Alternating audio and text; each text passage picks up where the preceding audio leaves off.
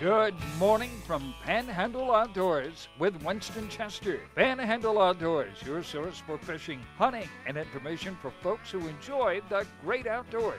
Now sit back, relax. It's Panhandle Outdoors. Good morning, folks. Welcome to Panhandle Outdoors. I'm Winston Chester. Glad you're here today. Got a great show lined up. Got a special guest here in the studio. But first, our weather brought to us by Haney Technical Center, corner of Baldwin Road and Highway 77. It's still not going to get up to 90, folks. We're looking at a high today of 87 and low tonight of 72. So it's still, this morning, the coolest January, and of course the wettest January we've ever had, really. But it's really been cool this month. But it's only a matter of time before that sun really pops out and we really start getting some more of this humidity and heat. So we enjoy it while we can. Now, our marine forecast will be coming west-southwest at 7 miles per hour. Not a bad day on the water. Not a bad day at all. So take a chance and go out if you have the opportunity. Now, the water temperature is still around 81 degrees. It's cooled off with all that rain last week and a little current come in here. So the water temperature is about 3 to 4 degrees cooler than it normally has been. Now, take a look at our tide chart brought to us by Kent Forest Lawn Funeral Home and Cemetery. We're looking at a high tide today at 10:29, and we got look at the whole tides for the whole month, this whole week right here in July. Good strong tides the rest of this week, and a steady tide for the weekend, but some really good tide, and high tide will be around 10:30 this morning, and the low tide was at 8:38 tonight. Okay, so we got an incoming tide this morning and outgoing this afternoon. All right, river readings. Take a look at our river readings. We're high. The Apalachicola at Bluntstown is about 18 foot, and the Choctawhatchee at Carabelle is leveling off around 15 foot. So high water, and it's still coming down. So just be careful if you on this water, could get, especially on a small boat. The water get really swift on these rivers and all. So take your time there. All right, that takes care of our weather. We'll take our first break and be back with our guest.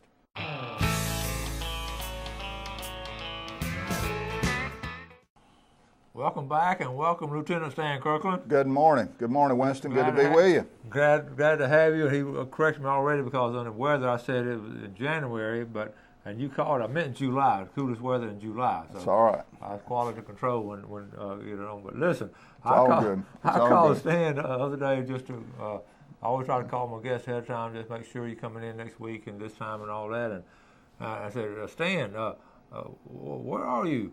And you said. Salt Lake City, Utah. And I said, where?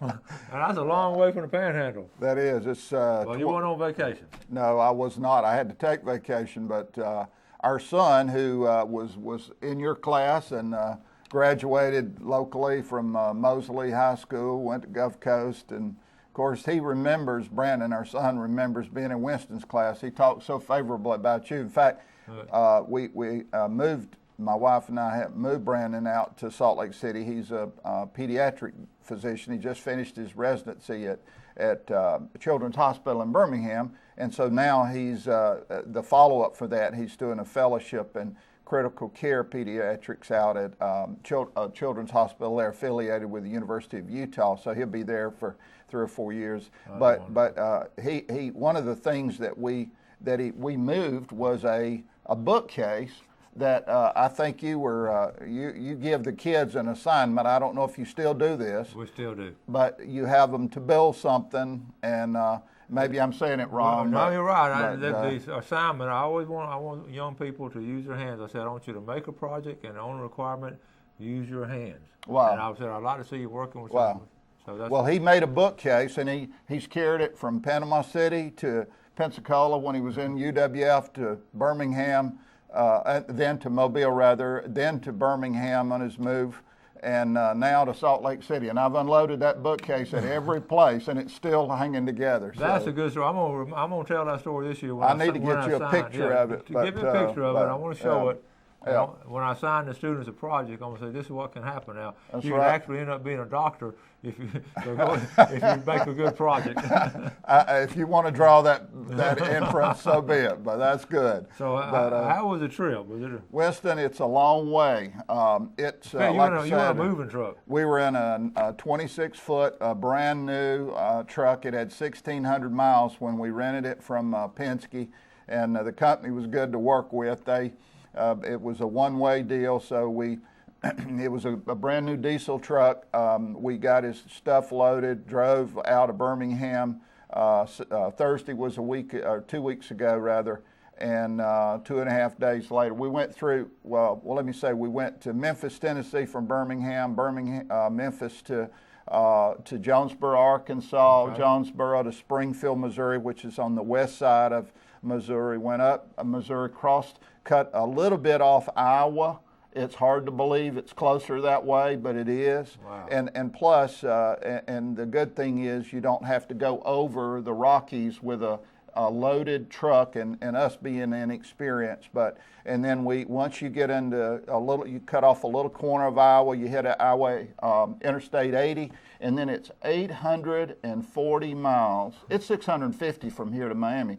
It's 840 miles of driving.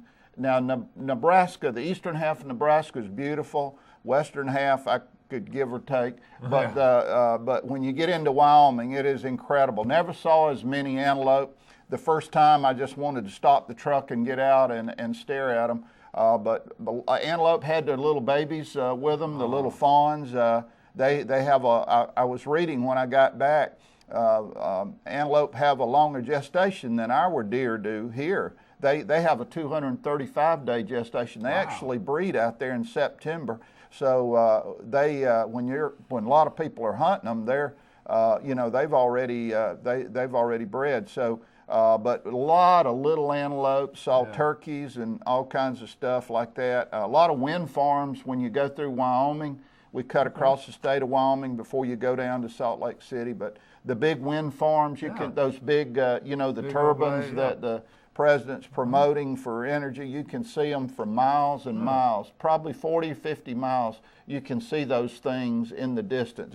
But anyway, if you have a weekend you want to kill, drive out there. You'll get that out of your system. Well, you were a long way from Jackson County. Yes, sir. When you called me, it was good to hear from somebody from home. How was the traffic in Salt Lake City? Actually, the way that Salt Lake City's laid out, it wasn't any problem at all. It's only 800 miles from San Francisco. It's amazing how it's 2/3 of the way across the country. So is what it amounts to. So Brandon will be working critical care for infants, basically? Dealing with small children. It's not just infants, but it's pediatrics, I think, goes up to, I want to say 17, but anyway, but he does be dealing a lot with children. And they advised him, he wants to come back to the Southeast, but they advised him to get some training elsewhere in the country. So we helped him. We helped him in his move and all. So, but anyway. Well, I'm glad he still got his bookcase, but I know, more importantly, he's going to, I can envision, upset, broken-hearted parents running into the emergency room and hospital and Brandon and being able to really help out. Right. So what a wonderful opportunity he will have. He's got some great stories he shared with me as we talked the other day, things that have happened. And some really, some of them are not so good, but a lot of good stories that have, and I admire him because he's had, I know Dr. Richeski here locally, a local pediatrician really encouraged him, and Dr. Ingrid Richeski, and just a lot of people like yourself, Winston. It's a credit to you're a credit to our community, and you know that. Thank you. Let's take a break. We'll be right back.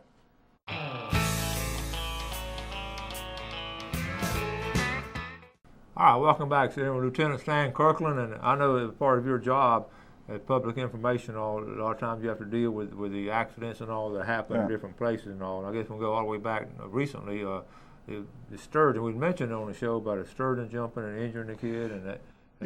Without going into everything, Winston, on June the 22nd, I think it was about the time that I left, a sturgeon, a family from Youngstown. They had 3 children on the boat. I think they were ranged in age from the mother and father were on the boat, the Smith family. They had 3 children, Amber, Nathaniel, and Austin. These children ranged from 16 down to 6, and they were huddled under a raincoat trying to come in.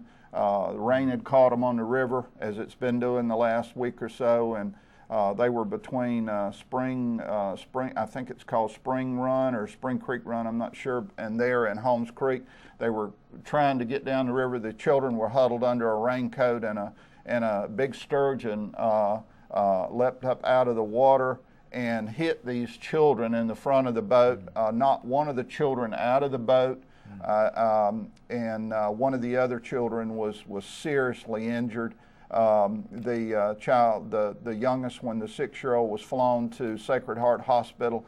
And I talked to one of our officers yesterday that was involved in the responding, and they told me that they had talked with the family. The child was doing very good, but the child was still in the hospital. This was a day or two before 4th of July, and I'm going to try to touch base with the family today, and I'll let you know, Winston, for viewers, but the child was injured. I think it was 2001 that we had our last injury on the Chattahoochee. A man who lived up near Bozeman was brim fishing coming in, and a big sturgeon just shot up out of the water, hit him center in the chest, broke his sternum, ribs, and he had all kind of internal injuries. He broke his seat. He fell out of his seat from the sturgeon hit him, and he hit the bank. He ended up having to be taken to the hospital, spent a week or so in the hospital, and was discharged, had to have some surgery afterwards, but I just talked to him this past year, and he's doing great. Oh, good. I think he drives now with a hockey suit on when he goes brim fishing, but he's doing great.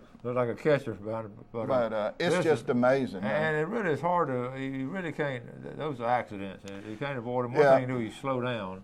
Right. Will help some. And Winston, one thing, that's a great point, is right now over the the water's high right now, and I don't know if they'll be jumping as much, but I talked to Officer Kathy Jackson yesterday, and Kathy told me that she went up there to get a GPS reading where the accident happened, because that's one of the things we needed for the report. And when she was sitting there trying to take and record this GPS information, she saw 4 sturgeon jump in just a matter of a few seconds while she was sitting there. And there are a lot of sturgeons. So right now, slow down, just be careful and slow down. That's the biggest thing. We have a lot of these kind of collisions, or we've had a number of these sturgeon boat collisions and injuring people over on the Swanee River. But this is only the second one on the Chattahoochee in the last 15, 16 years. A couple of close calls, but I know I was talking to somebody else here locally, and they were telling me about seeing a lot of sturgeon jump on the river. So slow down if you're on the Chattahoochee. And of course, speaking of accidents, everyone's well aware of the parasail accident, but things are coming along on it. Well, we're one, Winston, we're one of the agencies. The Bay County Sheriff's Office also responded. Now the U.S. Coast Guard is involved. So we're working side by side with them, looking at the boat and the equipment and that sort of thing. And our thoughts and prayers go out to those 2 young ladies, because they really received some serious injuries, and it's just a miracle they survived. So hopefully both young ladies will pull out of this and be fine. Okay.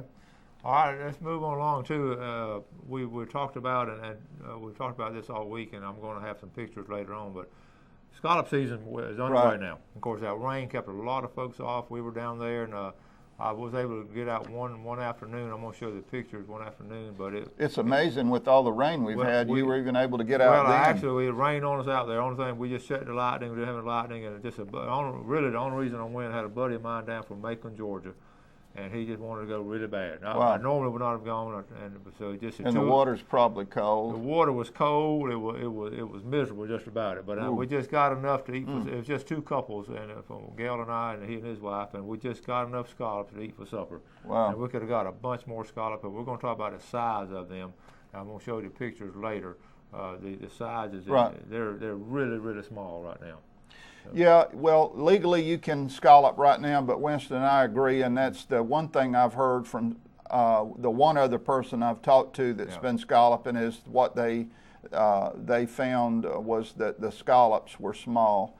So it probably is a good idea if it's not legally required, but if people will. If they will, back off on for the first few days, it might be good to protect what's there and let them get a little bit bigger. Yeah, and you can see in these pictures I'm going to show you later. I've got them lined up, and you can see I found a couple of last year's scallops, and you can see the actual size of that meat is actually not twice as big as one now, but 3 times the size of the scallops right now, which all the locals, we call those peanuts.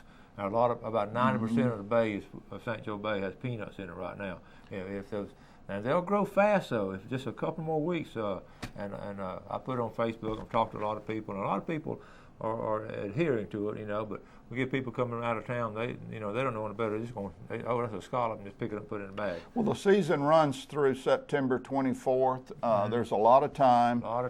So make sure you take your dive flags. You're required to have a dive flag.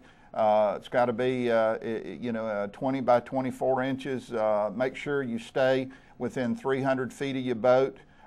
It's a good time to mention too, if there are other boaters in the area, you can't bust by a boat and close to a dive flag, because it's a crime to do that. You'll kill somebody. We actually had a scalloper killed a couple of years ago down at Steenhatchee, where somebody did this and they ran over a scalloper. Those dive flags are there for a reason, and officers look at this, so they make sure you got a dive flag, and they also make sure that people don't do things that are crazy and run near them with a boat. You can idle if you need to idle up, that way you can look. But just make sure and adhere to common sense safety rules. And this past weekend there were not very many boats out at all, so you have plenty of room. But now this coming weekend, the weather looks like it's going to be sunny and bright, and some people are going to go down there. And I would just urge you, just get enough to eat for supper, but also a lot of people, be careful. Right. And just watch it. All right, let's take our final break, and we'll be right back. All right, welcome back. I want to give a belated happy birthday to my good friend Bill Allen, who missed his birthday this past weekend. I do have a present for him. He'll be on tomorrow, and we'll be back up the rest of the week, and I got a big Tarpon Dock seafood giveaway and all. But right now, let's take a look at our fishing times for today. All right, brought to us by Mark Coward at Edgewater Beach Realty, 832-6000. He'll cover anywhere in the Panhandle between way down there in Carabel all the way over here to Fort Walton Beach and Destin. So anything you see, give Mark a call, and he'll work with you. Mark's a great guy. He'll work with you there. Times will be from 1:47 to 3:47 this morning, and this afternoon at 2:05 to 4:05. Okay, Stan, you were mentioning a book, one of your fellow guys. Yeah, Winston, is a great book for people that want to read about stories about what officers go through. Yeah, I see it over here. This one is called, this book is called Backcountry Lawman, and it was written by Lieutenant Bob Lee. Bob retired in 2007, and the book is available through University of Florida Press. It's available in other bookstores and all, but Bob did a great job, and I've read this book, and I'll tell you, a great job. Bob and I, our careers have paralleled, even though Bob's was in North Central Florida, up above Ocala, and worked in the St. Johns River. I worked over in Escambia County and then over here, and I never had met Bob, but he and I have talked a number of times, and he's just got some great stories, about trying to catch a guy that was a notorious poacher. They used to use monkey machines, those were magnetos out of old telephones to shock fish, and invariably these people would throw them overboard if they saw an officer approaching. And so Bob worked, during his career, he worked a lot of commercial fish cases on the St. Johns River, Lake George area. There's some serious cases in there, some times when it was really life and death. And there's also some humorous things in there. One is he lost the plug out of his boat one night, and he was by himself, and he gets 3/4 of a mile from the boat ramp, and all of a sudden he realizes at midnight that his boat's taking on water and his boat sinks. And so and he's by himself, and he had no radio, and he swims back to the landing pushing a empty gas can. And I read that and I said, well, that's not the side that most people, you think about all the serious stuff, but that was kind of humorous. And he said that every time he touched a log, he imagined it was an alligator coming out from the bank. And I read that and I went, nope, not me. But he wanted to get out and get out of there. He didn't want to sit on the bank like a raccoon all night. So man. Anyway. And well, I love books like that because they tell true stories. Right. True stories of men in the outdoors. From 30-year career, and it's called, again, it's Backcountry Lawman by Lieutenant Bob Lee. We're going to have to get you to write a book when you retire. So some of your Winston, I've already started. Have you? I've already started, and it's just things that have happened over the years. I don't know anybody other than my children, and maybe a few close friends will want to read it, but it's just things that have happened. And just some great things, serious things, and some that are not so serious, things that are humorous that have happened over the years. Well, good. All right, we got some hunter safety courses coming up too pretty soon. I know. Yeah, got one in Jackson County. Yeah. I think some of your family, your granddaughter Whitney, I believe, is going to be taking a class somewhere I'm locally. Excited. That's going to be the one up in Jackson County. Okay. She's taking it online now. She started online. Good. And, Good. And then the range day will be in Jackson County.